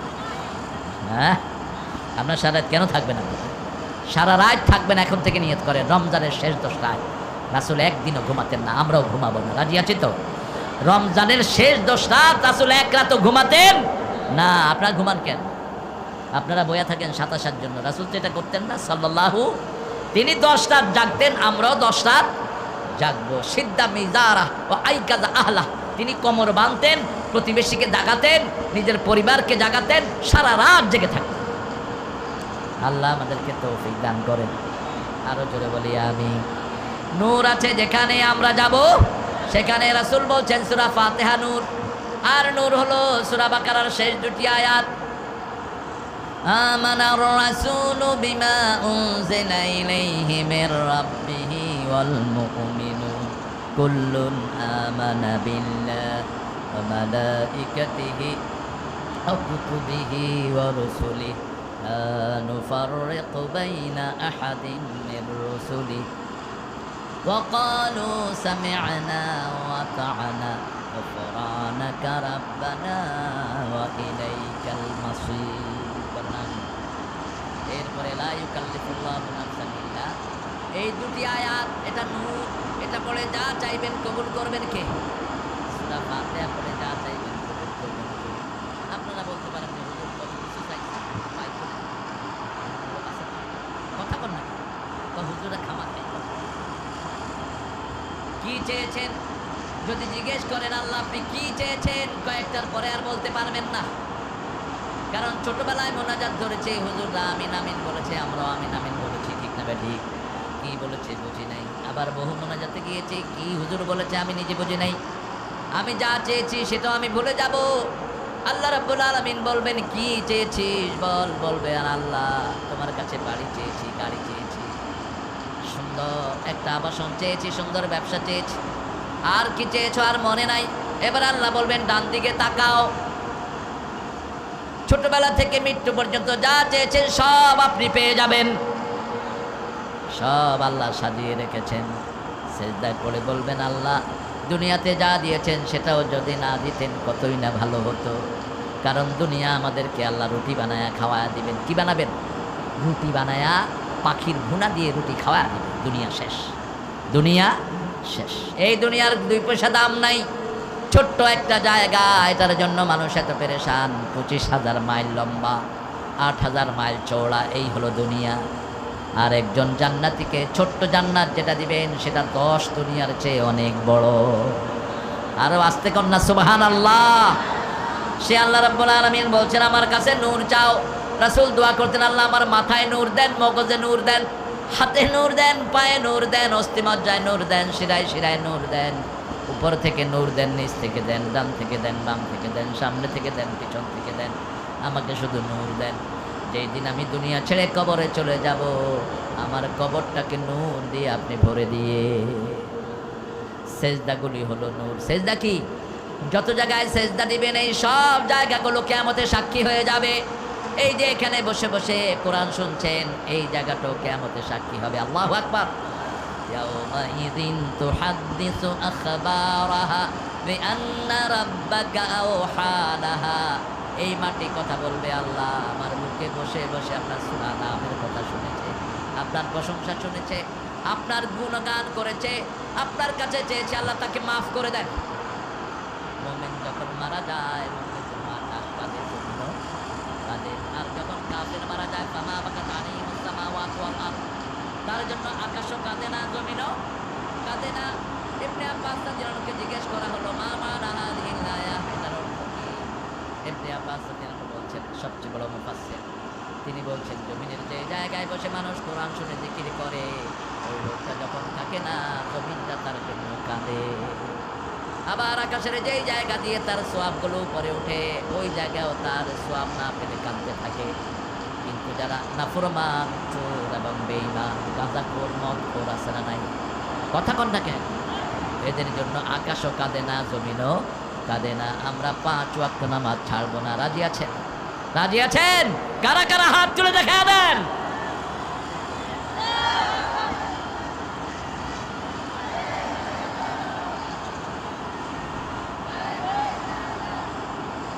আওয়াজ কমে গেছে আপনাদের, ঘুম আসতেছে অনেকে, অনেকে হাত উঠেছে। সারা রাত চলবে কদম আলিয়া বল। আমার এশার আগে দিতেন ভালো হইতো। রাসূল তো এশার পরে কথা বলতেন না কখন। একটু জোরে আল্লাহু আকবার বলেন তো। সামনে আসছে যুদ্ধ। কি আসছে? যুদ্ধ। মোমেনদের উপরে যারা আঘাত করেছো, এখন আঘাত খাওয়ার জন্য তোমরা তৈরি হও। আমরা সারা দুনিয়ার মুসলমান এক গ্রুপ, ঠিক না ঠিক? বাংলাদেশে কোনো দল থাকবে না, একটা দল, লা ইলাহা মুহাম্মাদুর। কিয়ামতের ময়দানেও একটা দল হবে, আমাদের দলের সামনে থাকবে লা ইলাহা ইল্লাল্লাহু মুহাম্মাদুর। ফেরেশতারা বলবে, ওই তো তোমাদের দল। কপালে লেখা থাকবে লা ইলাহা ইল্লাল্লাহু মুহাম্মাদুর। গলার মধ্যে আমল ঝুলানো থাকবে, আমলের উপরে লেখা থাকবে লা ইলাহা ইল্লাল্লাহু মুহাম্মাদুর। কিন্তু যারা কালেমা বিরোধী, এরকম লোক আছে না নাই? মাহফিল করতে গেলে কত কষ্ট আমার কমিটি আজকে এবারে করেছে। এই যে ধরতে ধরতে যান শেষ, এর অনুমতি, এর অনুমতি, এ ভিস্কি দেয়, হে ভিস্কি দেয়। হ্যাঁ, ভিস্কি দিতে থাকো, আমরাও দেখবো কিয়ামতের ময়দানে কিভাবে তোরা আল্লাহর কাছে দাঁড়া।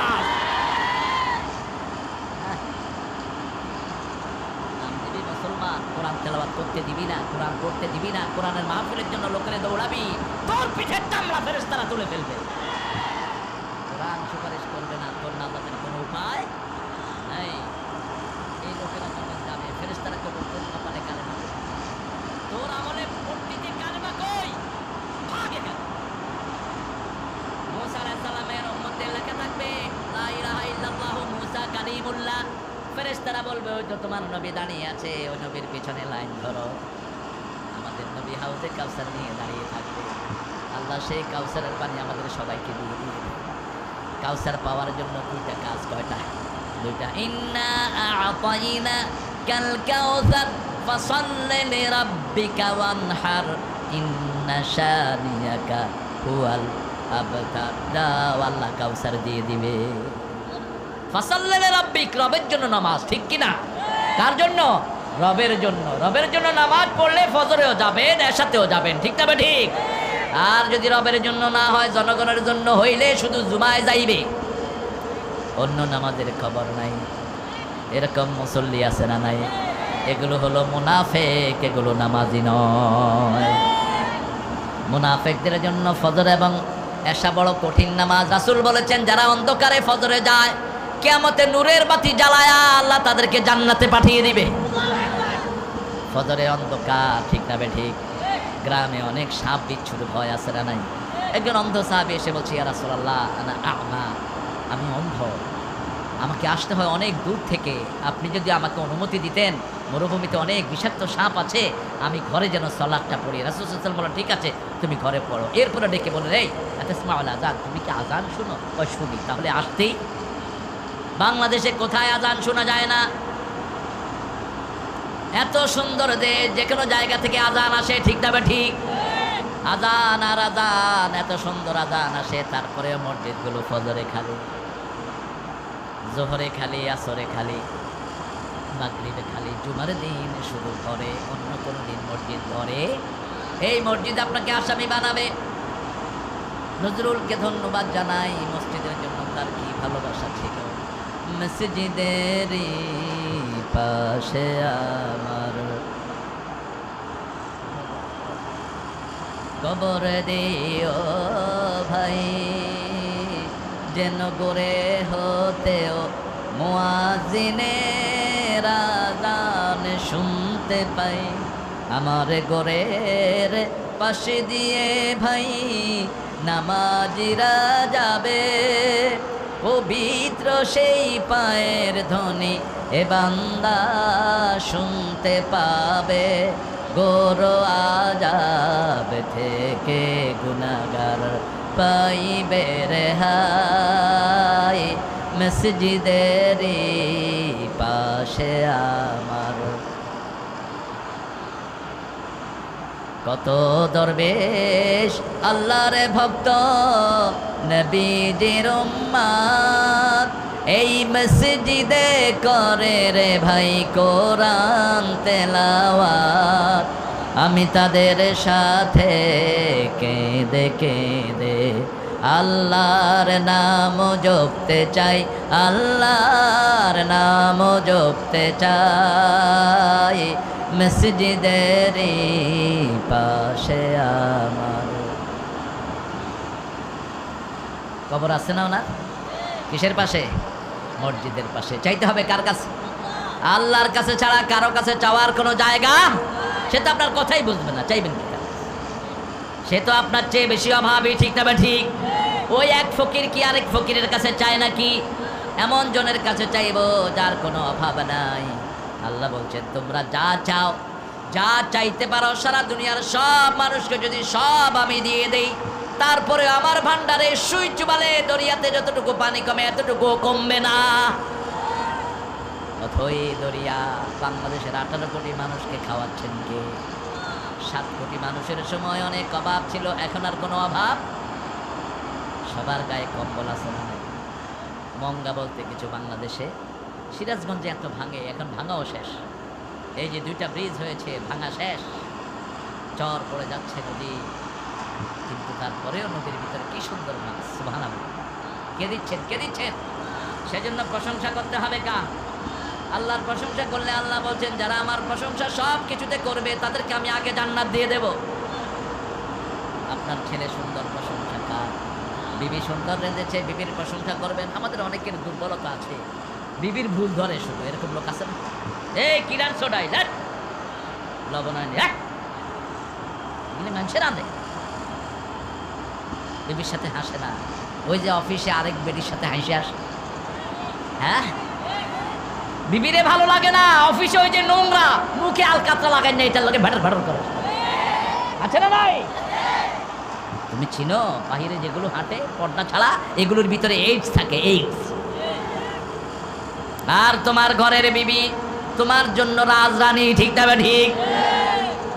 তোমার বিবি তোমার অপেক্ষায় থাকে, আর এগুলো যে কোনো লোকের সাথে যেতে পারে, এদের পর্দা পুশিদা কিছুই নাই। তোমার বিবিকে প্রশংসা করবার, রাসূল প্রশংসা করতেন মায়েশার। আল্লাহু আকবার। মায়েশা সিদ্দিকার কি প্রশংসা রাসূল সাল্লাল্লাহু আলাইহি ওয়াসাল্লাম করতেন? রাসূল সাল্লাল্লাহু আলাইহি ওয়াসাল্লাম মায়েশাকে ডাকতেন লালি বলে। কি বলে? লালমণি, ও লালমণি, লালমণি, লালমণি আসো, তুমি কুস্তি দেখা পছন্দ করো? মায়েশা কুস্তি দেখতেন, সাহাবায়ে কেরাম কুস্তি করে। ছোট মানুষ ছিলেন তো, 6 বছরে বিয়ে হয়েছে, 9 বছর রাসূলের সংসারে গিয়েছে। একদিন এসে দেখে এমনি করে পা উঠায়া উপর দিয়ে দেখতেছে। রাসূল আস্তে করে নিজের পা 2টা মায়েশার পায়ের নিচে দিয়ে দিলেন। মায়েশার ঠোঁটের নিচে রাসূলের নরম হাত দিয়ে দিলেন। তিনি লড়ে উঠলেন, কয় লড়ো না, ভালো করে দেখো, আমি একটু জায়গা করে দিচ্ছি। মরুভূমিতে দৌড় দিতেন, হানিমুন, মা আয়েশাকে ফাস্ট করে দিতেন। মা আয়েশা ফাস্ট হয়ে বলতেন, আপনাকে আমি হারিয়ে দিয়েছি। একদিন, 2 দিন, 3 দিন, চতুর্থ দিন রাসূল ফাস্ট হয়ে গেলেন। কারণ রাসূলের সাথে পারা কারো পক্ষেই সম্ভব নয়। তিনি মা আয়েশাকে ফাস্ট করে দিতেন। বলছে, আয়েশা কি হলো? তিনি বলতেন, হুজুর আমি বেশি খেয়ে ফেলেছি, এই জন্য ভারী হয়ে গেছে। নিচে পড়লেও হাঁটতে রাজি নয়। ঠিক তবে ঠিক রাসূল সাল্লাল্লাহু আলাইহি ওয়াসাল্লাম মা আয়েশা আসরে না আসলে হাদিস পড়তেন না। সাহাবায়ে কেরাম চিন্তা করলেন নিজের বউয়ের জন্য বোধহয় বসে থাকে। রাসূল কারো মনের ভিতরে খারাপ চিন্তা আসলে ওটা পরিষ্কার করে দিতেন। মা সাফিয়া রাতে হাঁটা পছন্দ করতেন। রাসূল ওনার হাতে হাত রেখে রাতে এসার পরে ওনাকে নিয়ে হাঁটতেন। কখনো কখনো নিজে হাত পেতে বিবিকে উঠে তুলতেন, সেই উঠে রশি ধরে টানতেন রাহমাতাল লিল আলামিন।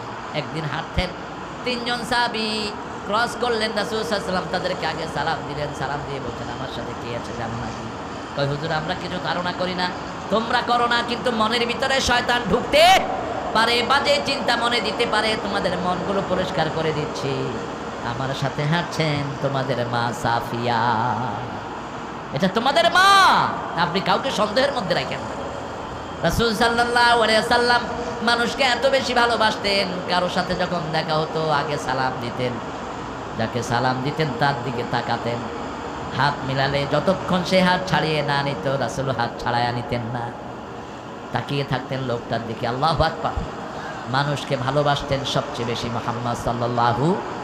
বিবিকে অধিকার দিতেন। মা আয়েশা সিদ্দিকা রাদিয়াল্লাহু আনহার ব্যাপারে সাহাবায়ে কেরামকে বললেন, তোমরা মনে করতে পারো আমার বিবির জন্য আমি অপেক্ষা করি, আসলে তা নয়। গত সপ্তাহে আমি কি কি হাদিস পড়েছি কে কে বলতে পারো? কেউ 2টা, কেউ 3টা। এবার বললেন, হুমায়রা আব্দুল্লাহ, আপনি বলেন। 1 সপ্তাহে দাড়ি কমা সহ সব মুখস্থ বলে দিলেন। সাহাবায়ে কেরাম মনে করলেন মা আয়েশার চেয়ে ব্রেনি সাহাবীদের মধ্যে আর কেউ। আবু হুরায়রা রাদিয়াল্লাহু আনহু শিক্ষক ছিলেন মা আয়েশা রাদিয়াল্লাহু আনহা। যে কোনো সাহাবী হাদিস ভুল করলে ওনার কাছে যেতেন। কোনো হিসাবের জন্য ফরাইজের হিসাব ওনার কাছে যেতেন। ইতিহাস জানতে হলো ওনার কাছে যেতেন। সাহাবায়ে কেরাম বলতেন, ইয়া আয়েশা আপনি এত জ্ঞান কবে অর্জন করেছেন? তিনি বলতেন, আমি জীবনে যেটা একবার শুনেছি আর কখনো শুনতে হয় না। আমাদের মেয়েদের মধ্যে এরকম জ্ঞানী আছে না নাই? মেয়েদেরকে হেফজোখানায় দিবেন। হেফজোখানা আছে না মহিলাদের? আছে। আমাকে আজকেই একটা হেফজোখানাতে আমার দাওয়াত ছিল। তো হেফজোখানার যিনি পরিচালক, ছেলেটা তার ওয়াইফ ওটা চালায়। বলছে প্রতি মাসে 3টা 4টা মেয়ে হাফেজা হয়ে যাচ্ছে। এত দ্রুত 1 বছরে 14টা হাফেজা হয়েছে মেয়ে। মেয়েদের ব্রেন ভালো না খারাপ? কথা কথা, মেয়েদের ব্রেন ভালো। আমাদের মেয়েদের তো ছেলেদেরও ভালো, মেয়েদেরও ভালো। এই যে তাসকিনের চেয়ে অনেক ব্রেনি মেয়ে আমাদের দেশে আছে না নাই? তবে আদর করবেন।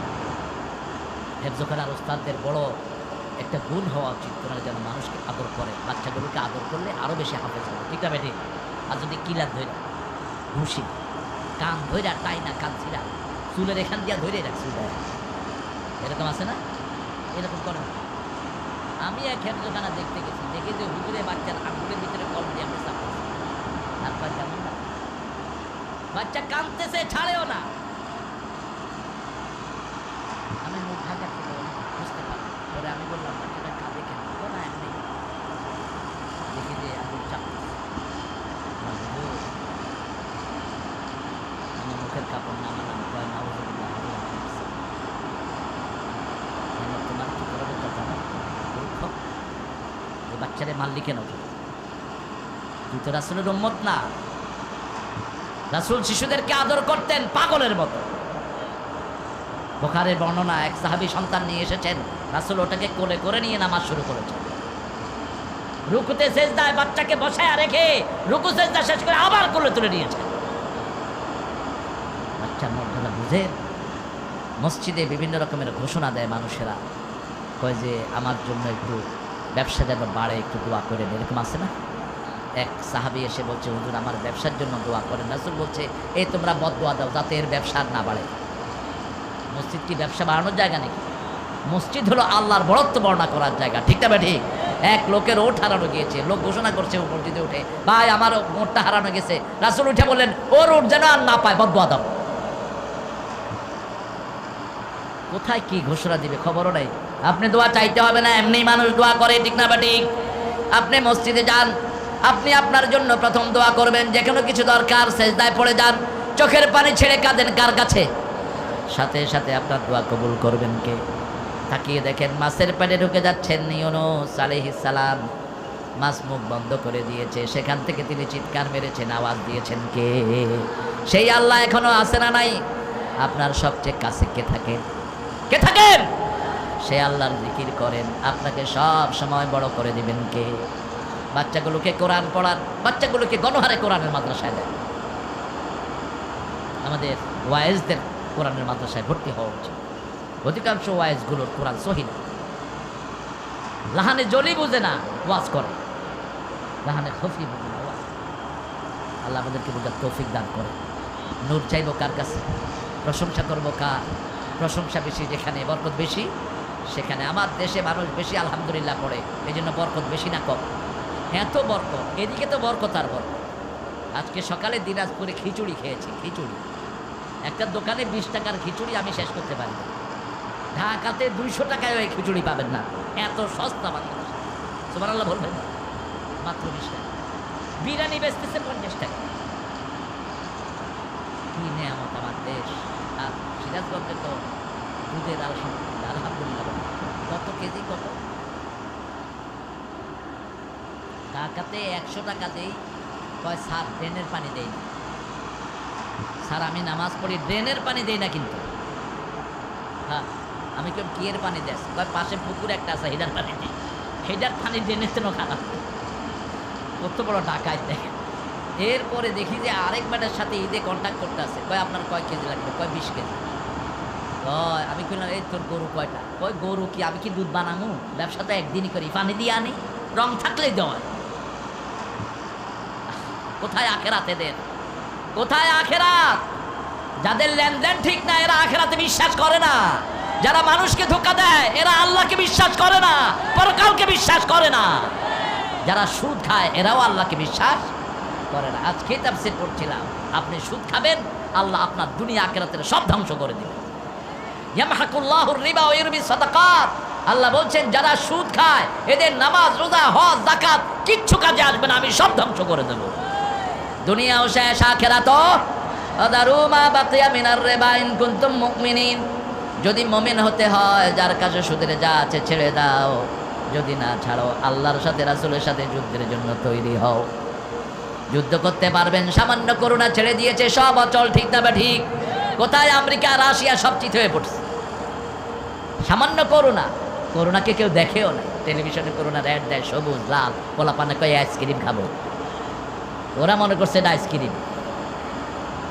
আল্লাহর ধরা কত কঠিন, ঠিক না বা ঠিক? সামান্য একটু সর্দি দিয়ে মানুষকে দুনিয়া থেকে বিদায় করে দিতে পারে। সে আল্লাহ রাব্বুল আলামিনের কাছে প্রশংসা করতে হবে, আলহামদুলিল্লাহি রাব্বিল আলামিন। যে প্রশংসা করে তারপরে সবচেয়ে খুশি হন কে? কারণ তিনি আমাকে বানিয়েছেন, আপনাকে বানিয়েছেন। আর নূর চাইতে হবে কার কাছে? 5 ওয়াক্ত নামাজ পড়বো, সুন্দর করে ওযু করব। নামাজ পড়বেন তো? 5 ওয়াক্ত পড়বেন তো? দেখি হাত তুলে দেখান তো কারা কারা পড়বেন।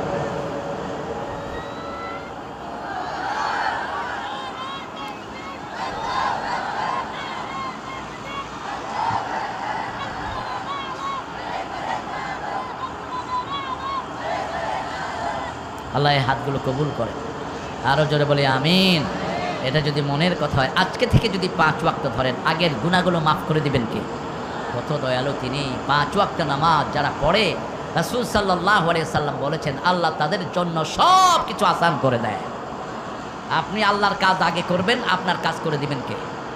আজান হলেই কোথায়? মসজিদ। ব্যবসা বন্ধ, কোথায় যাবেন?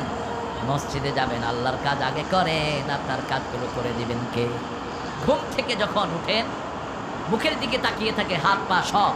রাসূল সাল্লাল্লাহু আলাইহি ওয়াসাল্লাম বলছেন মুখ যা বলে হাত পা তার অনুসরণ করে।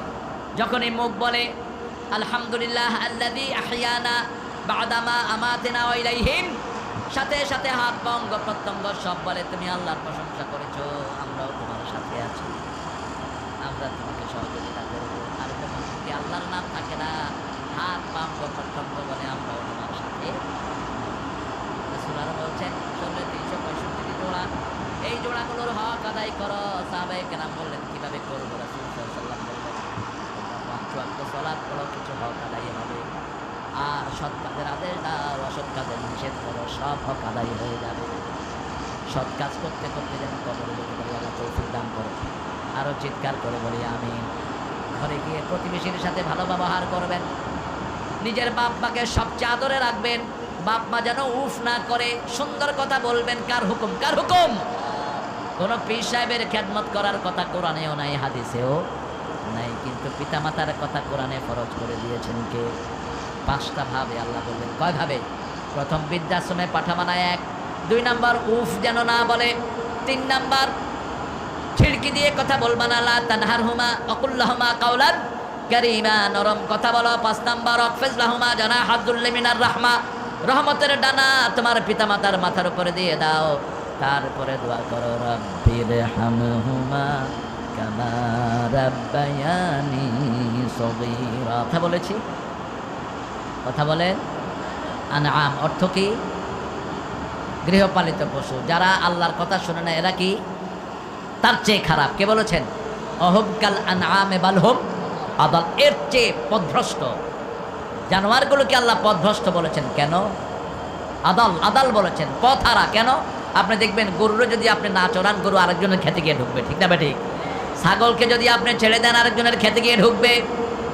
এই মানুষগুলো তার চেয়ে নিকৃষ্ট। আল্লাহ রাব্বুল আলামিন বলছেন, আমার জিকির যারা করে না, অন্ধ করে কিয়ামতের ময়দানে তুলবো। কে বলছেন? আমান আ'রাদা আন যিকরি ফাইন্না লাহু মাঈশাতান দানকা ওয়া নাহশুরুহুম ইয়াওমাল কিয়ামাতি আ'মা। আল্লাহ রাব্বুল আলামিন বলছেন, আমার জিকির থেকে যারা মুখ ফিরায়, স্লোগান ভালো লাগে না, আল্লাহু আকবার ভালো লাগে না, এরকম নেতা আছে না নাই? কথা কন না কেন? ওই নেতাগুলো মোমেন না, ওরা মুনাফিকের গোষ্ঠী। আমরা কালে আল্লাহু আকবার হলো আমাদের কলিজার শব্দ, ঠিক না ঠিক?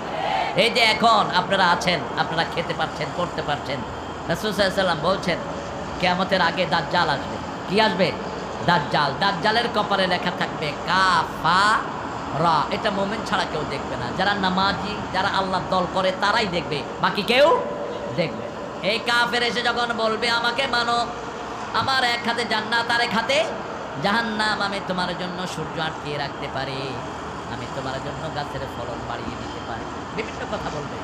মুমিন বলবে, তুই কাফের, তোর সাথে আমার কোনো সম্পর্ক।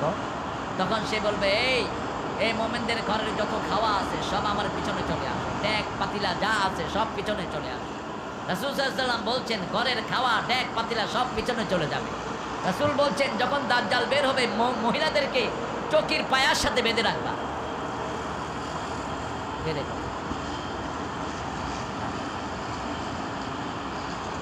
কথা বলতেছে, এদিকেও কান আছে। চকির পায়ার সাথে বেঁধে রাখবা মহিলাদের, কারণ এরকম ভণ্ড পীরের পিছনে যায় যেগুলো নামাজ রোজাও পড়ে না। আছে না নাই? মহিলা বেশি না পুরুষ বেশি? মহিলাদেরকে নরম পায় বেশি, নরম করে ফেলে আমাদের মা বোনদের। রাসূল বলছেন, দাজ্জাল যখন বের হবে, ঘরের পায়ার সাথে মহিলাদেরকে বেঁধে রাখবা, কারণ দাজ্জালের এত নমুনা দেখে তারা সবাই দাজ্জালের পিছনে ছুটবে। রাসূল সাল্লাল্লাহু আলাইহি ওয়াসাল্লামকে সাহাবায়ে কেরাম জিজ্ঞেস করলেন, আমাদের খাওয়া দাওয়া যখন সে নিয়ে যাবে, আমরা খাবো কি? রাসূল সাল্লাল্লাহু আলাইহি ওয়াসাল্লাম বললেন, তোমাদের খাওয়া হবে আলহামদুলিল্লাহ, সুবহানাল্লাহ, আল্লাহু আকবার, লা ইলাহা ইল্লাল্লাহ তাসবিহ পড়লেই তোমাদের পেট ভরে যাবে। এখনো আছে না নাই? সুনামিতে শ্রীলঙ্কার একটা মুয়াজ্জিন ভেসে গেছে, পত্রপত্রিকায় এসেছে। মালয়েশিয়ার একটা জাহাজ ভারত মহাসাগরে দেখে যে মাথায় টুপি, একবার ডুবতেছে, একবার ভাসতেছে। 15 দিন পরে, 15 দিন নিচের অংশ সব খেয়ে ফেলেছে মাছে, সব গোস্ত খসে গেছে, শুধু হাড্ডি। এরপরে ওরা নিচে বালতি ফেলছে, বালতিতে উঠে কোনো রকম বালতি ধরেছে, টেনে উঠাইছে, দেখে যে মুখে পড়তেছে আলহামদুলিল্লাহ রাব্বিল আলামিন। বলছে, কবে ভেসেছো? বলছে, 1 সপ্তাহ 10 দিন আগে। কি খেয়েছো? বৃষ্টি পড়েছে, বৃষ্টির পানি খেয়েছে, আর মুহূর্তে মুহূর্তে আলহামদুলিল্লাহ পড়েছি, আল্লাহর জিকির করেছি, আমার পেট আল্লাহ ভরে রেখেছেন। মাদ্রাজে ভূমিকম্প হলো, সব বিল্ডিং তছনছ হলো, কিন্তু কোনো মসজিদের কিছুই হয় নাই। উদ্ধার কর্মীরা গিয়েছে এক স্কুলে 7 দিন পর। উদ্ধার কর্মীদের মধ্যে মুসলমান ছিল 2 জন। গিয়ে দেখে ছোট্ট বাথরুম থেকে সূরা ফাতিহার আওয়াজ আসতেছে। দরজা খুলে দেখে 8 বছরের একটা শিশু বাথরুমে আটকা পড়েছে। 1 সপ্তাহ বলেছে, কি খেয়েছো? বলছে, 1 সপ্তাহ কোনো কিছু খাই নাই। ঘুমিয়েছি, ঘুম থেকে উঠে সূরা ফাতিহা পড়েছি, ক্ষুধা লাগে নাই। বরকত দিয়েছেন কে? আমাদের খাওয়ার যোগান দিবেন কে? ওরা বোঝে না, আমাদের কারণেই তো দুনিয়ার কাফের বেঈমানরা খেয়ে বেঁচে আছে, ঠিক না বা ঠিক? আমরা আল্লাহকে জমিনে সেজদা করি দেখেই জমিন এখনো ফসল দেয়, ঠিক না বা ঠিক? আমরা আল্লাহর জিকির করে দেখেই এখনো আল্লাহর রহমত বর্ষিত হয়, ঠিক না বা ঠিক? আমাদের সাথে গাদ্দারি করো, আসতেছে তোমাদের জন্য পানিশমেন্ট। আমার আল্লাহর চেয়ে শক্তিশালী আর কেউ? আল্লাহ বলছেন তোরা শুধু মুমিন হ, কিভাবে পৃথিবীতে বিজয় দান করতে হয় সেটা দিবেন কে? লা তাহিনু ওয়ালা তাহজানু আনতুমুল আ'লাউনা ইন কুনতুম মুমিনিন। মন ভাঙা হয়ো না, হতোদ্দাম হয়ো না, যদি তোমরা মুমিন হয় বিজয় দান করবেন কে? সারা দুনিয়া এখন মুমিন বাড়ছে না কমছে, বাংলাদেশেও বাড়ছে না কমছে। মসজিদ বেশি যেখানে, নামাজি বেশি সেখানে। তবে মুমিনদের মধ্যে হিংসা বিদ্বেষ থাকা যাবে। আরেক ভাইকে হিংসা করেন না। হুজুরদের মধ্যে হিংসা বেশি না কম?